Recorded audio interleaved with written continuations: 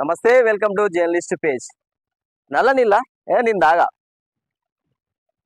బావి నీళ్ళ నాకు అస్సలు పడదు. ఇట్లనే అంటాం చాలా మందిని ఈ రోజుల్లో, ఇట్లనే అంటాం. ఏం కావాలి మనకు? మినరల్ వాటర్ కావాలా అన్నా? మినరల్ వాటర్ ఉన్నాయా? బాటిల్ ఎంత?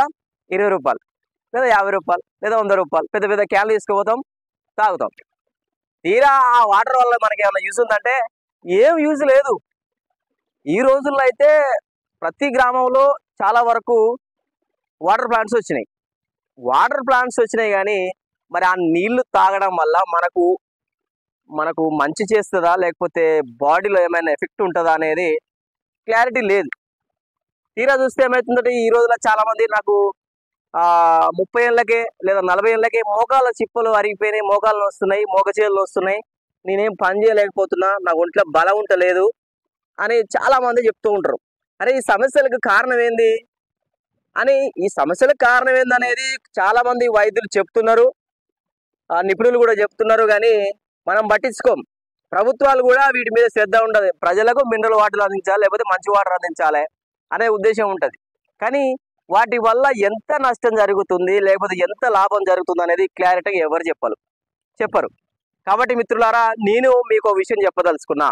అదేంటంటే ఈ మినరల్ వాటర్, ఈ ఫిల్టర్ వాటర్ తాగే కంటే ఇలాంటి చెరువుల్లో, వాగుల్లో, నిరంతరం ప్రవహించే వాగుల్లో, నదుల్లో, వంకల్లో ఉండేటువంటి వాటర్ తాగడం మేలు.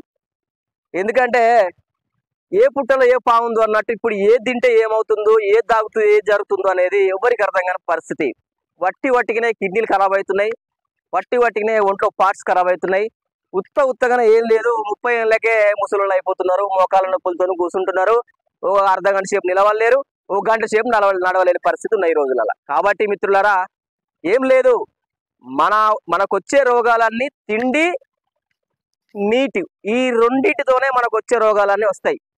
వాటరు, ఫుడ్, ఈ రెండింటి ద్వారానే మన ఒంట్లో రోగాలు బయటపడతాయి, లేనిపోయిన రోగాలు వస్తాయి. కాబట్టి మిత్రులారా, మనం ఏం చేయాలి?